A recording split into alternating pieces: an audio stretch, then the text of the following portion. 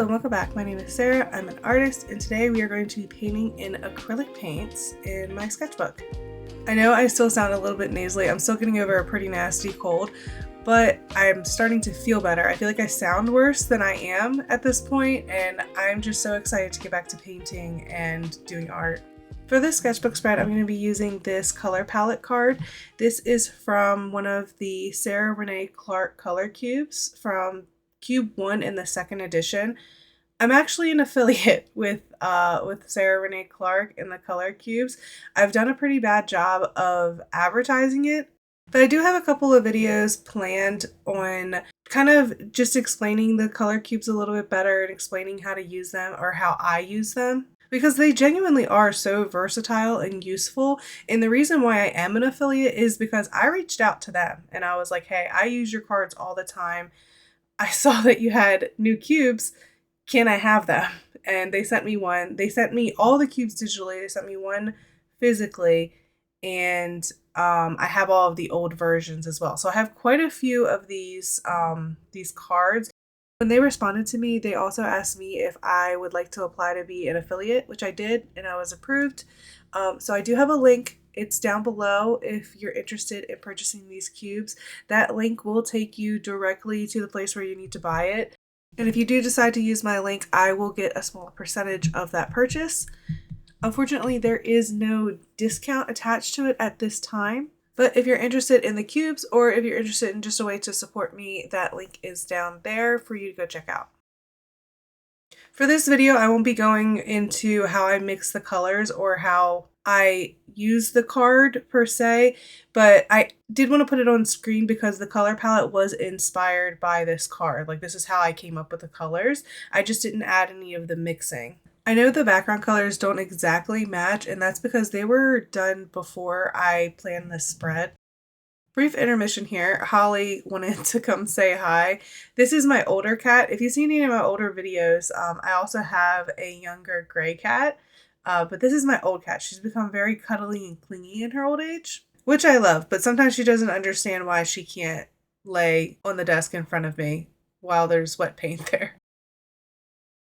Lately, if I have any leftover colors, I will, instead of getting rid of it, I'll put it on a blank piece of paper in my sketchbook. And the idea originally was to kind of, use up the paint and also get rid of that blank canvas feeling, maybe relieve some pressure. Somehow, for me, it kind of added pressure. It kind of added like an expectation of the feeling of that page.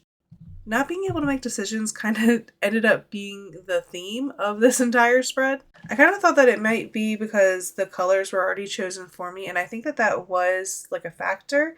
And that's why I got the color card out, and that removed that part of the decision making for me. But I was also struggling with what I wanted to paint, like which subjects I wanted to paint. And that's not really unique to this spread. That's something that I've been struggling with for a while now.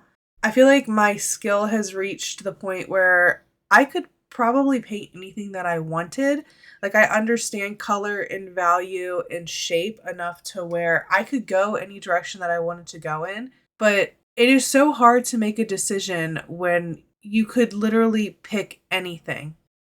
And there's a lot of things that go into those decisions as well. And really what we're talking about here is personal style. That is so unique and personal to every artist. When you see other artists and you see that all of their stuff looks cohesive and it's unique to them, there are so many decisions that went into curating that body of work. Color is one thing. And I feel like color, for me specifically, color is very important to me, and it's kind of like one of my hyper fixations. I love color and how it interacts with the world, and the color of your painting means so much. It can explain depth, feeling, value, time. I felt like I was kind of getting overwhelmed to the point where, like, I didn't want to make any of those color decisions. I wanted the decision made for me. So I chose a color card, but then I still had to choose what I wanted to illustrate. I've been having a really hard time deciding the what lately. I've been doing florals and fruit and landscapes lately, and it's not that I don't like doing those things, but I don't know. I get those thoughts in the back of my head of, is this interesting enough? Do I like this enough? So with this spread, I kind of wanted to branch out a little bit more. I wanted to add an animal. So I did the snake and I did them wrapped around a pear. It's still a little bit of the same in my comfort zone, but we're adding an animal. I don't often do animals. I did enjoy painting this, but I don't know if I'm going to pursue animals any further.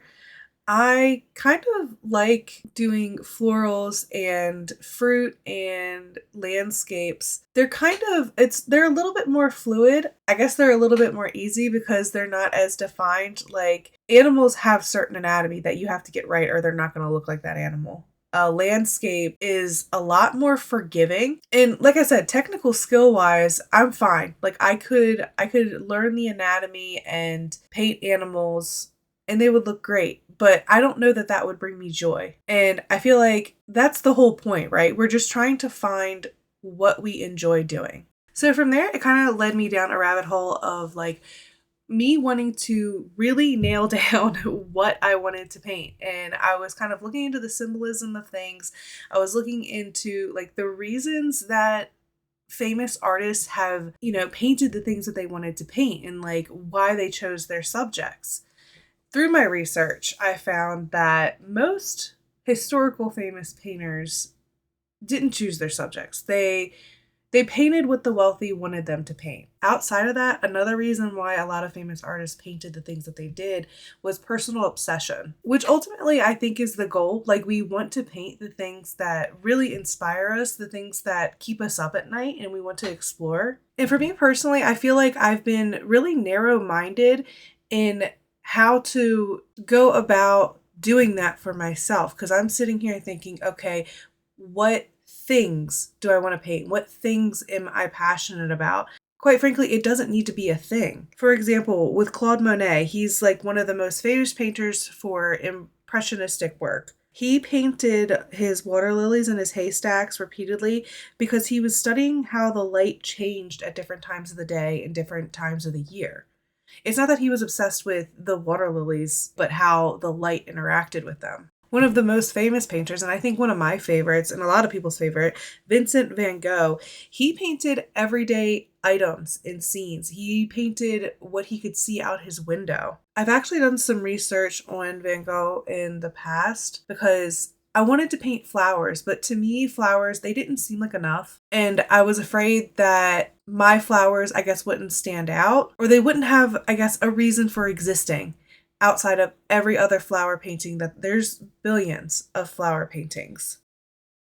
So one of the most famous flower painters, Van Gogh, I looked up and I was looking at why are his flowers special? And the reason why they're special isn't because they're flowers. It's not because they're done technically correct. It's not even because they're beautiful. He used flowers to depict emotion and feeling. He did this with not just flowers, like he also painted very ordinary subjects like boots. He painted like his view outside his window. He found beauty and meaning in things that society overlooks. So for his work, it's not the subject that's important. It's what he does with it. It's the story that he tells through those subjects. It's the emotion and the meaning that he finds through exploring those subjects. For other artists like Edgar Degas, he really liked movement. He painted ballerinas because he was obsessed with the subject. He was obsessed with the movement of his subject.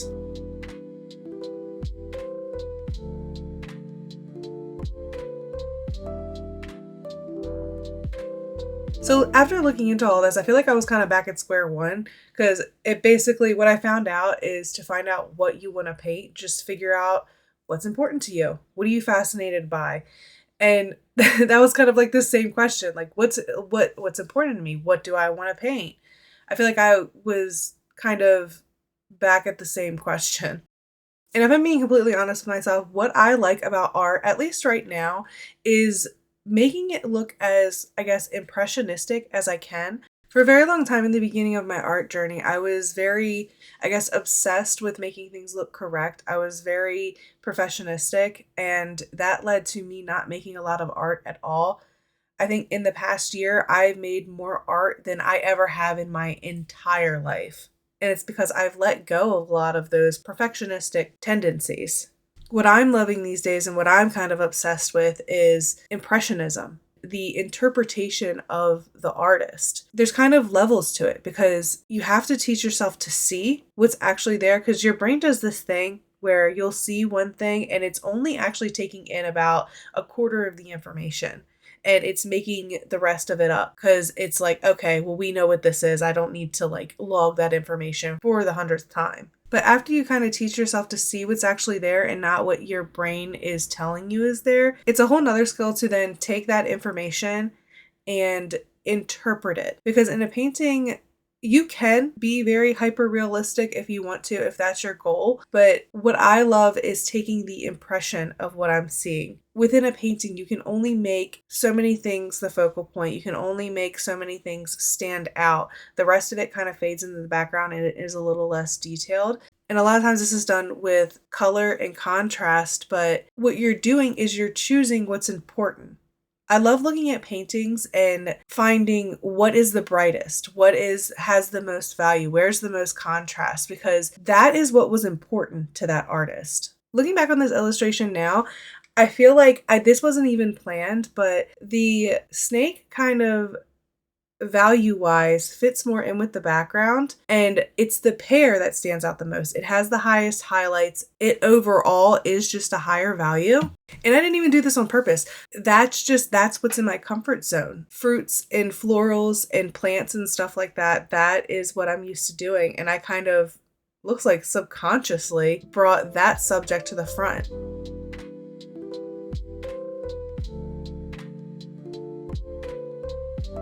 One of the best ways you can show your focal point within your painting and show what's important in your painting as well is through detail. And this is something that I am still working on. But the more that I kind of like get my head wrapped around it and learn what to detail and what doesn't need that much detail, the better my paintings are looking.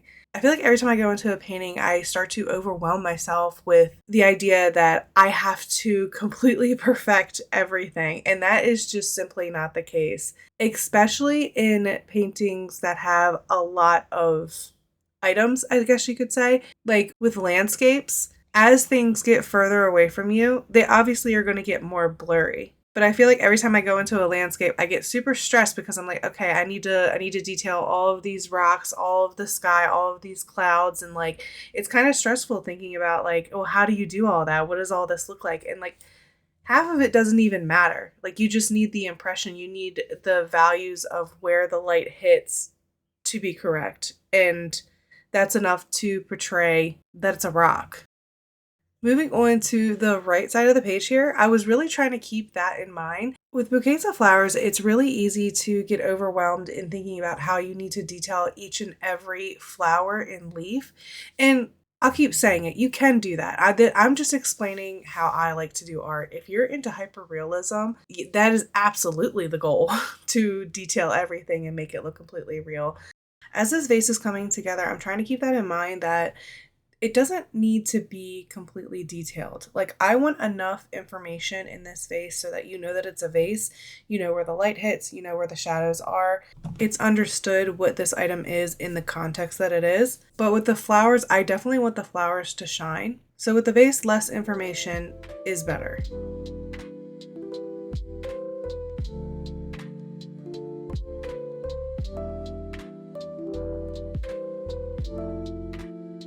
So in working through this painting, I don't know that it completely cured my inability to make decisions, but I definitely have a better grasp on where I want to start, and that's definitely with color and style, I guess. I've been working for a while to make my style more impressionistic and more painterly. Like, I want you to be able to see my brush strokes.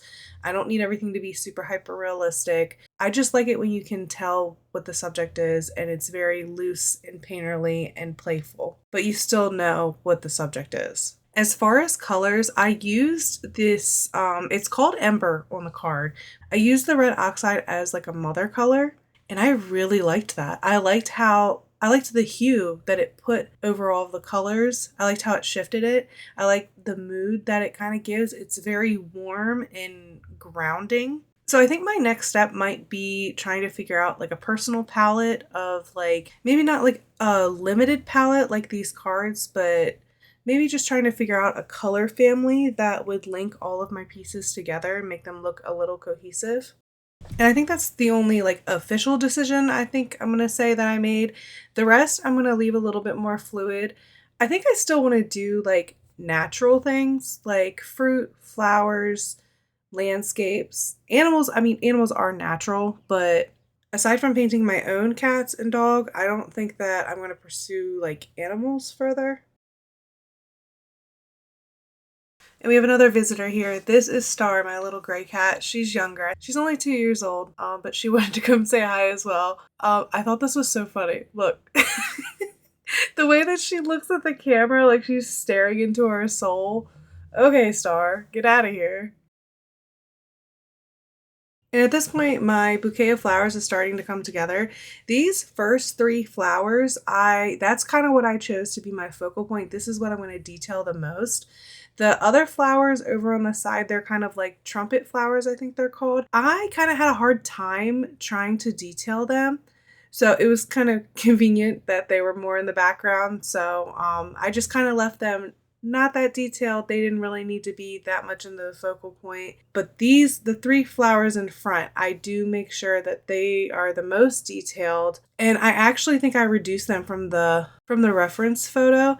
A couple of years ago, I went to a flower arranging like event. I think it was for my aunt's birthday. And the one thing that I took away from that, the lady said, if you learn nothing else today, just know that your bouquets will look good if you have your main flowers in threes and put them in triangles. Now, I didn't put them in a triangle in this one, but she said, make sure your main focal flowers are in groups of threes and they're in triangles. And it actually does work most of the time. In this illustration, I also wanted to start taking advantage of different brush shapes. I feel like I haven't done that a lot in the past, where you can make different shapes with different brush strokes. I've kind of just, I don't know, picked up the one that I felt like would work at the time and kind of just went at it. I don't know, I guess it never occurred to me that like you could turn, like if you notice I'm like turning the brush as I'm going in. Like I never implemented like the motion of my hand as well as the brush shape and size to make the shapes that I wanted, if that makes sense. And then again, with the smaller petals of the main focal flowers, I'm using the brush on its side because they're much skinnier, they're much thinner. I've been working on that technique where you load the brush with two different colors of paint. I haven't really been like studying it, I guess. I've just kind of been scooping up more than one color and seeing what it does. And it usually ends up pretty nice. Not all the time. Sometimes I end up messing things up, but I'm starting to get into that a little bit as well. And to be honest with you, that is the beauty of acrylic paint, especially heavy body acrylic paint. If you don't like it, you could just paint over it. And if you're someone that went to art school and you're listening to me talk and you're like, these are some pretty basic painting things, I'm self-taught and I'm kind of just out here experimenting and learning, and I like it that way. I'm not even sure like a formal painting education would benefit from me. The biggest thing for me has been being able to make these decisions about color, shape, style, feeling, everything. Like with the amount of decisions that goes into a painting is overwhelming sometimes.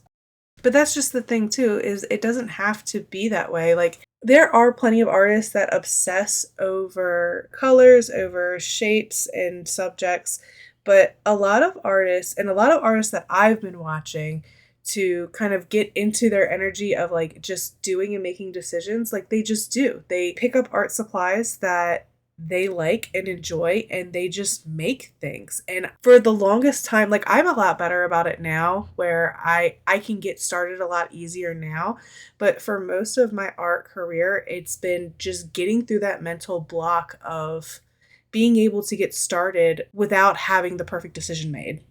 More than half of my art success, I promise I can attribute to getting past that mental block of perfectionism. And I'm by no means fully past it. I'm not cured, but I've gotten a lot better with it. And you can tell that just in the sheer amount of paintings that I do. And it still is hard a lot of the times to keep going when something doesn't feel perfect. or it doesn't feel pretty enough. It doesn't feel well done enough, which is so relative. I swear, sometimes all you need to do is just stand up and walk away from it for an hour. Once you come back, it'll look completely different. You'll like it eventually. It's just a matter of time. I also love the way both of these came out. I love how cohesive they are, and that's all to do with the colors. I use this color palette from the Sarah Renee Clark Color Cube. I don't think that these colors are going to exactly be my personal palette, but I think from this I'm going to be building a personal palette. I'm going to play with the colors a little bit more and see what I want to add and take away. I definitely want some more dynamic tones in the purples and the greens. The mother color is going to stay that red oxide, and I want that red oxide to be kind of like a grounding point of the color family. And then I definitely need to add some blues and maybe even some yellows. I think if the blues and yellows are kind of added in the right way, this could work for pretty much everything, like landscapes, different types of flowers. I obviously don't want to add too much and just have my color palette be the rainbow. We'll have to play with it and see.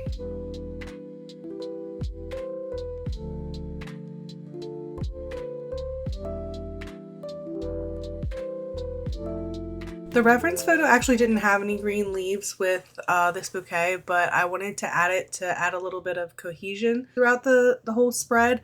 So these leaves were kind of a little bit of an afterthought, but I still like the way that they came out. With those added in though, it's pretty much going to complete the spread. I absolutely love how everything came together, and I'm very excited to paint with these colors some more. Probably more flowers, maybe fruit. I haven't done a landscape in a while, so maybe we'll have a landscape coming up as well. I will definitely be doing all of that. I just don't know how much of it will make it into longer videos. If you want some more artwork from me, check out my links on my page to my other socials. I've even started putting shorter videos here on YouTube of my different sketchbook pages. I don't film every single thing I do, but I do show you all the finished pages. But as far as the long videos, that's going to be it for me this week. I will see you again next week, Thursday at noon Eastern time. Don't forget to like, subscribe, hype, all that good stuff. I'm just getting started back up with YouTube here, so all of the support helps. See you next week. Bye.